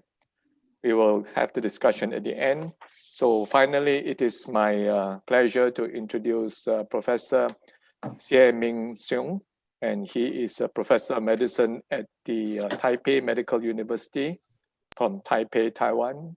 He's an old friend of mine, and he's going to talk about rhythm or rate control strategy for non-valvular atrial fibrillation in heart failure with preserved EF after angina. This is an important topic because heart failure, HFpEF is actually getting more and more common, and it's interesting to see whether ablation will help to control this group of patients. Professor Xie, please. Thanks, Dr. Teo, for your kind introduction. Today, I'm Dr. Xie Ming Seung from Taipei, Taiwan. Today, my topic is rhythm or rate control strategy for non-valvular AF therapy in HFpEF APSC. As we know, ASCENA trial is an international RCT that zolidalone could significantly reduce the CV, hospitalization, or death in patients with paroxysmal atrial fibrillation or flutter when compared with placebo.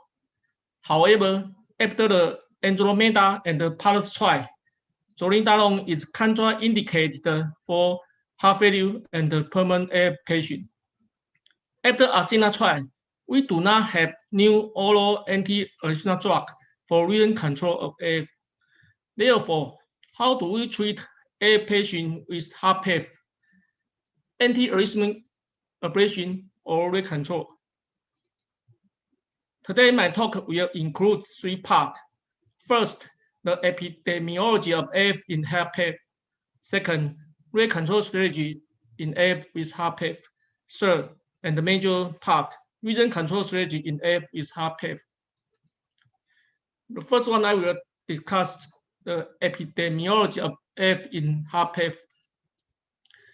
There are several overlapping symptoms of AF and the HFpEF, including shortness of breath, impaired exercise tolerance, fatigue, and dizziness. And both of them share some similar mechanisms, such as myocardial inflammation and fibrosis, LA dilatation, and the EP remodeling to develop AF and HFpEF. In Sweden, Swedish heart failure registry from 2000 to 2012, the prevalence of AF decreased with decreasing EF. HFpEF 65%, heart failure middle range 60%, and the HFrEF 53%. But in all 3 EF group, the prevalence of AF increased with age. Using the NIS database, the prevalence of AF in HFrEF increased from 37.5% in 2008 to 44.7% in 2012. The trend of AF prevalence was similar in AF with HFrEF and HFpEF. In addition, the prevalence of AF is higher in HFpEF than patients with HFrEF. This slide shows the prevalence of AF in major heart failure registry and highlights the consistently higher prevalence of AF in HFpEF when compared with HFrEF. The prevalence of AF in HFpEF is around 32% to 65%. This slide shows the Asian heart failure study. The prevalence of AF in Asia is about 29% in HFpEF, higher than 80% in HFrEF.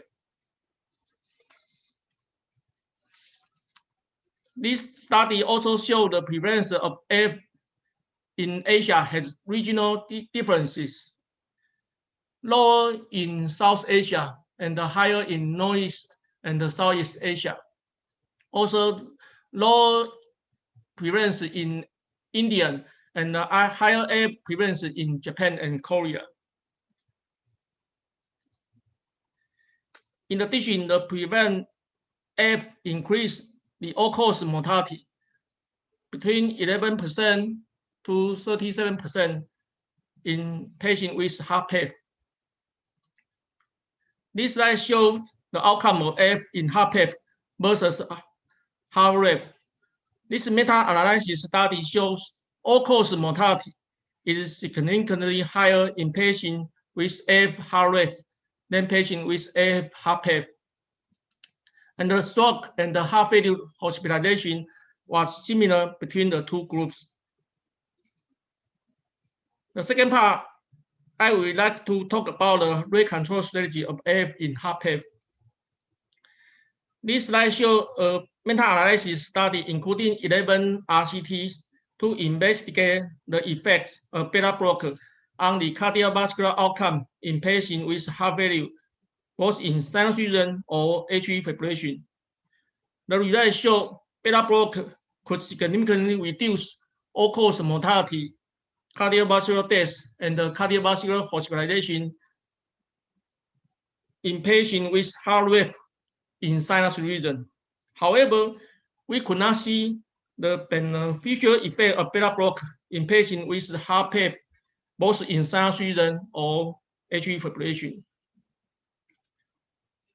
For the change of LVEF, beta blocker could only improve in AF patients with severe LV systolic dysfunction, LVEF less than 25%, but no improvement or even worse of LVEF in AF patients with HFpEF. For rate control strategy, if the medication fails, immunoablation plus patient is another choice. This slide shows immunoablation plus his may significantly improve LV end-diastolic dimension and the LVEF in patients with HFrEF, but only minor improvement of LVEF in patients with HFpEF. The third part and the major part, I will discuss the rhythm control strategy in patients with HFpEF. Focus on catheter ablation.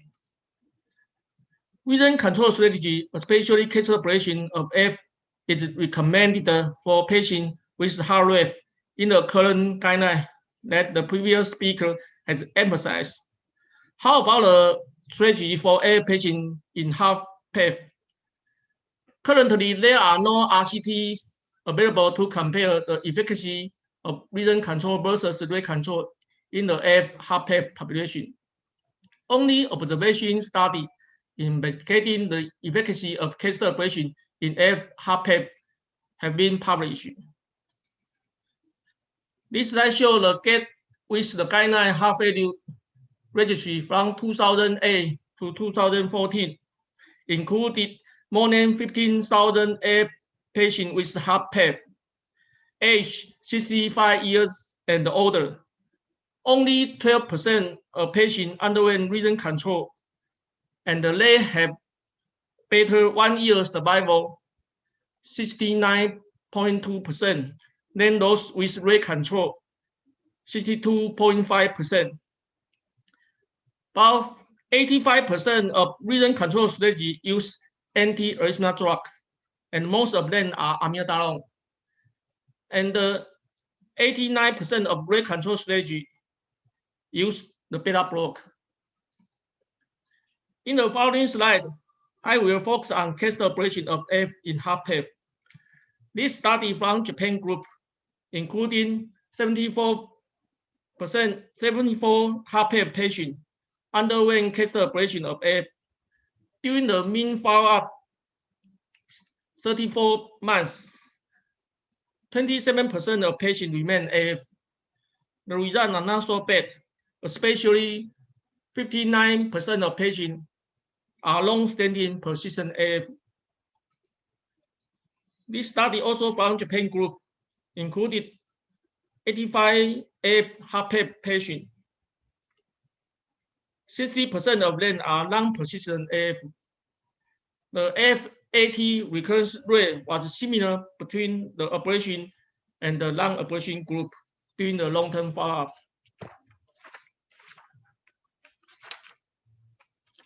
The ablation group could significantly reduce the incidence of heart failure or all-cause rehospitalization during the long-term follow-up when compared with the non-ablation group. In addition, the patient remained in sinus rhythm, also had a low incidence of heart failure rehospitalization. How about the ablation effect on AF patients with different ejection fraction? This slide shows 1 year efficacy after case AF ablation. The AF elimination rate or control rate was similar between HFrEF and the HFpEF. However, the AF patient with normal EF had a better AF elimination rate and the control rate when compared with HFrEF. During the long-term follow-up of 5 years, the arrhythmia-free rate was similar between HFpEF 40% and the HFrEF 33%, but was significantly lower than those with normal EF. However, the baseline patient characteristics were quite different between 3 groups. AF HFrEF patient had more male patient and less paroxysmal atrial fibrillation type, and the AF with HFpEF patient were older. The procedure-related complications were similar between the 3 groups. This study from the United States included 230 AF heart failure patients who underwent catheter ablation. The 1 year freedom from ATF was similar between AF HFpEF and the AF HFrEF patient. The procedure-related adverse event and the all-cause hospitalization and the cardiovascular hospitalization were similar between the 2 groups. After catheter ablation, both heart failure groups had a significant improvement of NYHA functional class. Another study from Japan also demonstrated the long-term freedom from AT and the AF after catheter ablation was similar between HFrEF and the HFpEF. The freedom from heart failure hospitalization was also similar between HFrEF and the HFpEF patient. Just as the previous study in the United States, both AF heart failure groups had a significant improvement in NYHA functional class after catheter ablation of AF. a new study published in AJC 2020. They included 547 AF patients underwent catheter ablation. The recurrence of AF flutter AT on or off AAD was similar between AF non-heart failure, AF heart rate, and AF heart PEF patient. The recurrence of AF flutter AT of AAD was significantly higher in AF with heart PEF when compared with AF non-heart failure patient. The rate of all-cause hospitalization was significantly lower in AF non-heart failure patient when compared with the other two heart failure group. The rate of all-cause mortality was similar between three groups. This study further investigated the catheter ablation effect in different types of AF. In patients with persistent AF, the recurrence of AF on or off AAD was significantly higher in AF heart PEF than in AF with heart rate. But the recurrence in patients with paroxysmal atrial fibrillation was similar between three groups. In this year, a meta-analysis of AF ablation in heart PEF published in AJC. The risk of recurrent atrial fibrillation 1 year after catheter ablation was similar between patients with heart PEF and the heart rate. The fluoroscopy time was significantly shorter in patients with heart PEF than patients with heart rate. The procedure time and the pre-procedure adverse event was similar between the two groups. The hospitalization was similar between the two groups, but the mortality was significantly lower in patients with heart PEF than patients with heart rate. Finally, I will talk about the guideline recommendation. The 2019 AHA ACC HIS focus update AF guideline. They suggest AF catheter ablation may be reasonable in select patients with symptomatic AF and heart rate to low mortality rate and reduce hospitalization. This is a class 2B evidence. This guideline did not mention catheter ablation in heart failure with heart PEF. The EAST 2020 AF guideline has some recommendation for rate control or rhythm control strategy in patients with heart PEF. For rate control strategy, they suggest pharmacological rate control strategy are different for patients with heart PEF and the heart rate. Beta blocker, diltiazem, verapamil, and digoxin are all viable options in heart PEF. And the amiodarone may be considered for rate control in most forms of heart failure, but only in the acute setting. Immunoablation and the patient can control ventricular rate when medication fails. For rhythm control of AF with heart PEF, in an ablation study, rhythm control strategies showed a low 1 year all-cause death over rate control in older patients aged 65 years and old with heart PEF. AF catheter ablation has been shown to improve symptom, exercise capacity, quality of life, and LVEF in AF patients with heart failure.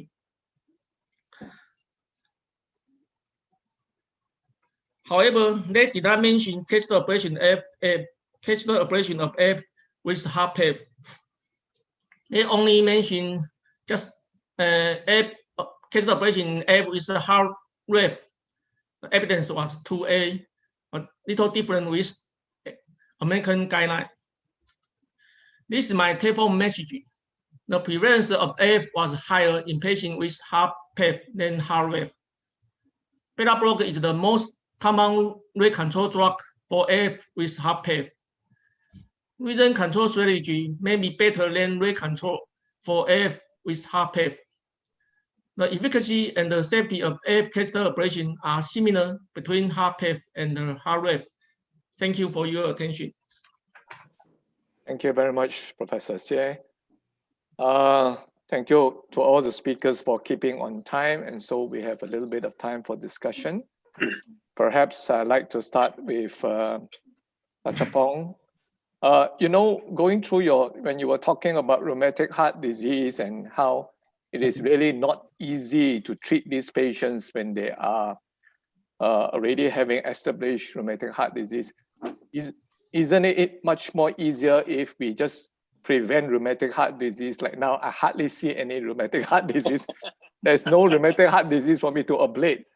So I think your talk highlights to me, you know, but when I have a patient with established rheumatic stenosis, I don't even bother to try. I don't know about you. I think I had done a case maybe 20 years ago, and then I go in and map, just like you said.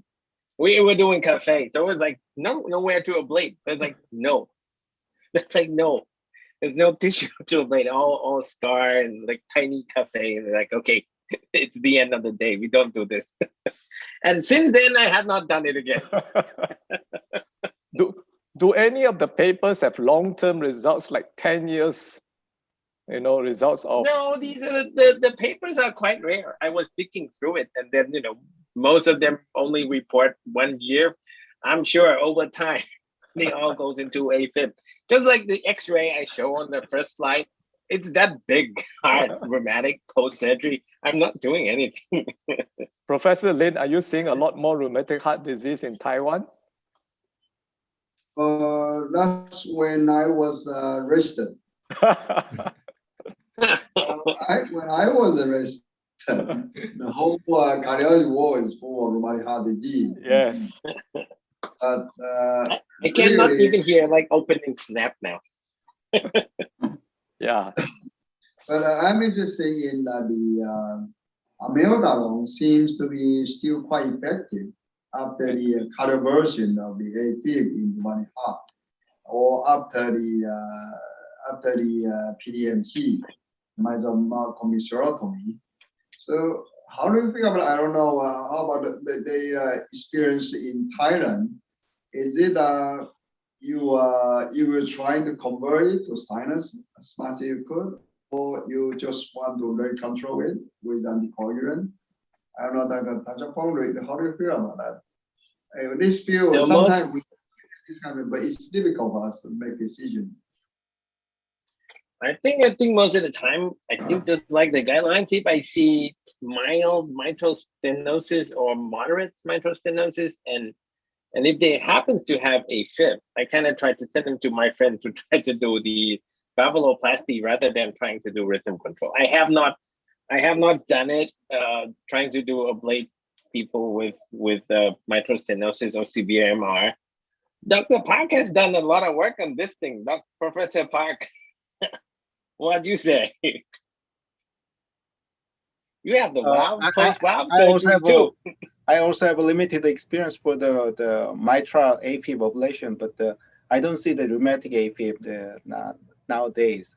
But thank you very much to introduce my paper. But that paper includes a definite selection bias. Mean left atrial size was about 48 millimeter. So in the selected patients, the valvular mitral AFib also can be controlled by catheter ablation, but the most of patients shows atrial tachycardia, not the atrial fibrillation, because even though atrial size is big, but there is a small muscle mass. So critical mass was small, so there is no room for the wave break of atrial fibrillation. So sometimes if the lot of scar, it is several touch of ablation terminated tachycardia, but the next problem is sinus node dysfunction.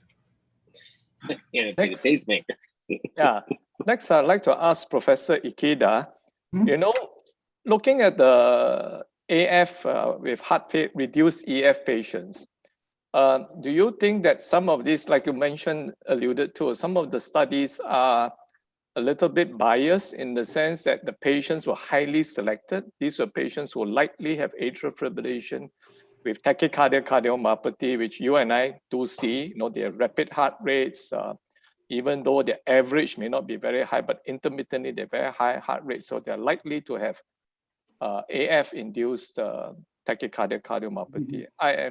Is this still relevant? Has my point earlier on to Andreas, in the patient whose primary presentation is dilated ischemic or non-ischemic cardiomyopathy and atrial fibrillation? I always have difficulty. Will I try in this group? EF is so huge, atrium so huge, heart failure. I usually shy away now. Yeah, I agree with such an idea. AF, including all of them.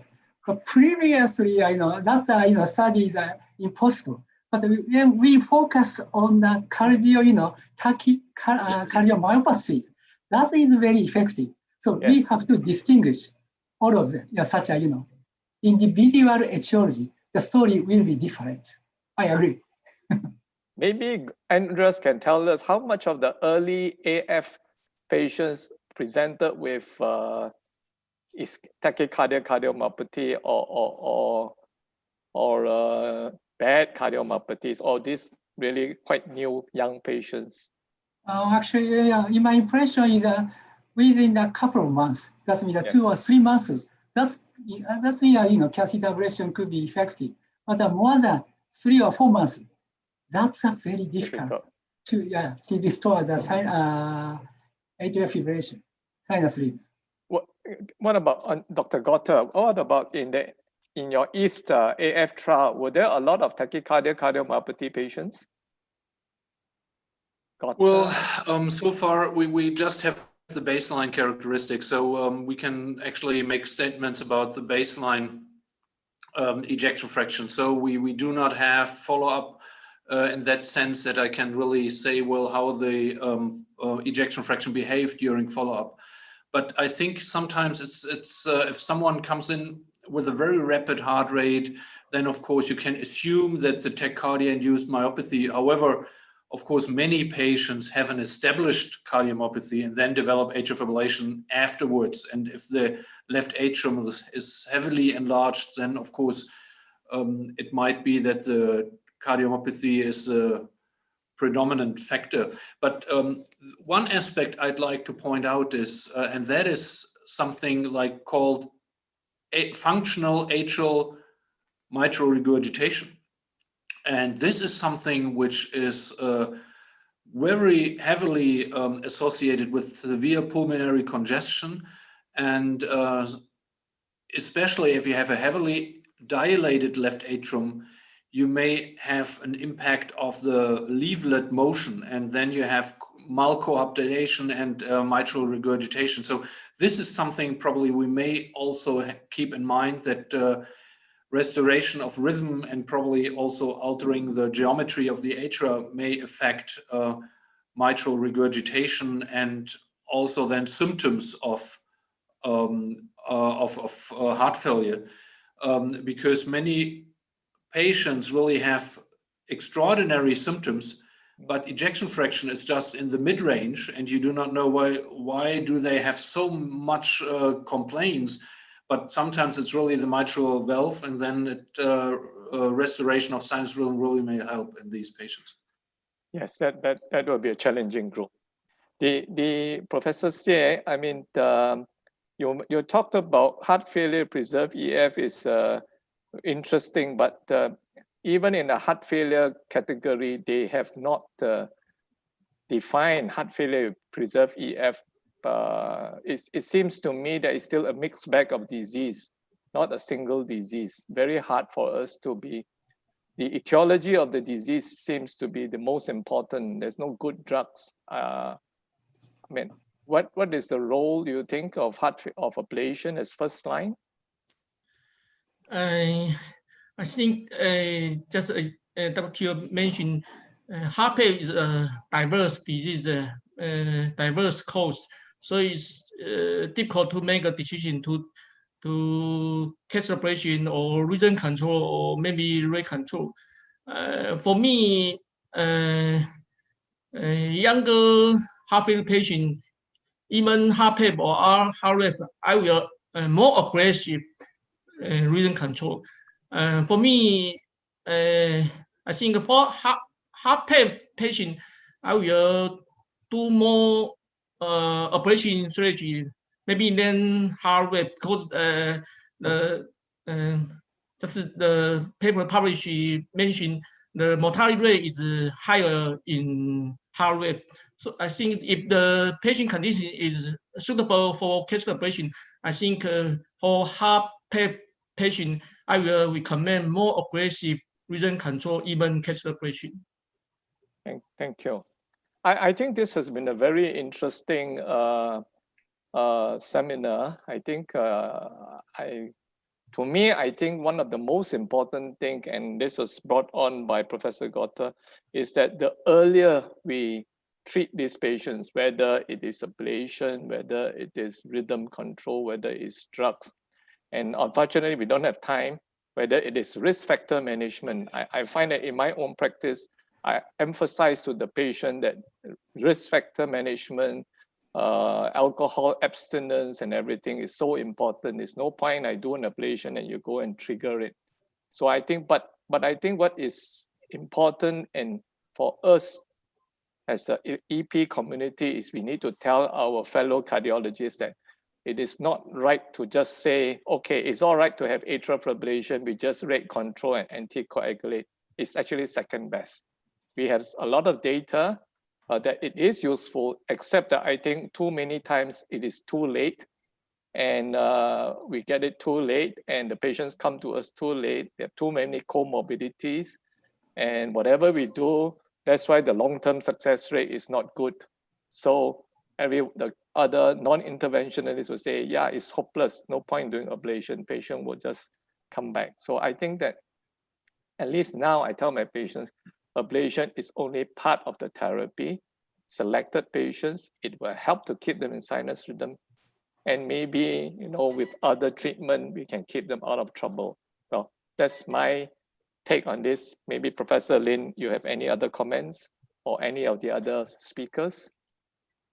Yes, I only come out with one short question. It seems the cath ablation is not so effective for those patients of more than 75 years or more obese, and even with more metabolic syndrome. But it seems to me that from the EAST-AFNET study, it seems that there is no difference in these subgroups. I'm just wondering why is the difference? Because for HFrEF, they are also the group with more metabolic syndrome, obesity, all these problems.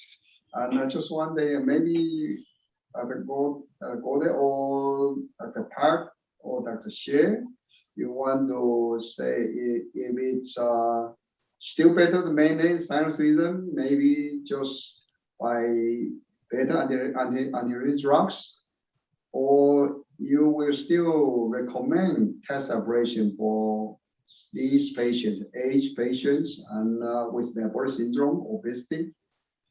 How do you feel about that? I just I'm very puzzled at how I'm going to suggest to my patients. For my clinical practice, for younger patients, maybe age less than 65 years old, I will recommend more aggressive rhythm control strategy for heart rate patients. I will do self decision making of case ablation with the patient. If the patient can accept the electrocardiogram version, case ablation, I will recommend the younger patient to receive aggressive rhythm control. For the obesity patient, is a big problem for even electrical cardioversion. I have one very obese patient. I do electrical cardioversion, but fail to obesity. And the other, on the other hand, the obesity patient who underwent catheter ablation, the effect is something worse.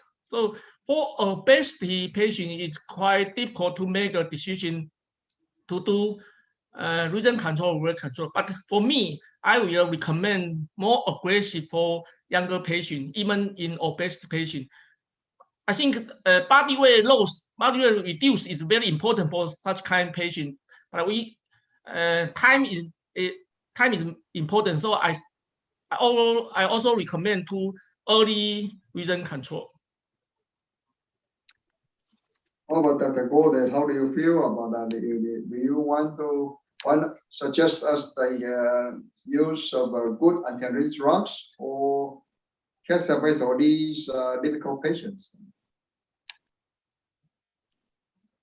Well, I think probably both. But on the other hand, there is one concept, especially in HFpEF, we may at least consider, and that is the transeptal puncture.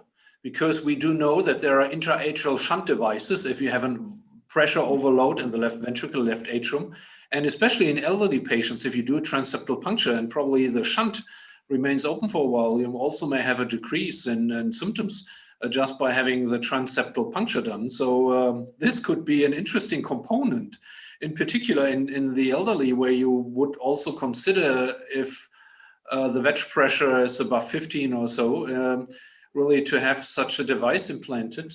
So I think it's really a combination. And so for that reason, I feel quite happy because the majority of patients in the world with atrial fibrillation are treated with medical therapy. So not everybody in the world with AF has the chance to get ablated. Although we do many ablations a day, it's way too low the number than to treat everybody. So it's really a mixture, and for that reason, I think now we have everything. It's not about ablation or antiarrhythmic drugs. It's a combination, and we have to be realistic how to treat everybody. And many patients are there. They are very afraid having a procedure done on one hand side, and there are others being afraid of antiarrhythmic drugs. And now we have actually the whole portfolio to deal with all the different aspects of rhythm control. And like Dr. Theo already said, sinus rhythm is good. And I think this is now a very good message, and you can use whatever you have available to treat your patients. I think we need to detect the atrial fibrillation early. And your point about the machine learning is interesting. The wearables are going to be interesting. If we catch them early and treat them and prevent them from going into the cardiomyopathy, which they have described as so elegantly, then I think we will have a good chance. Mm-hmm. I'm sure we can go on discussing more and more, but I think we're a little bit over time. I must thank all the speakers and of course my co-chair, Professor Lin. Any comments from anyone else? If not, I think we need to close. But I would like to thank everyone for the very good talks and of course the excellent discussion. Mm-hmm. Thank you. Thank you. Bye bye. Thank you. Bye. Bye. Stay safe. Bye bye. Thank you. Bye. Bye.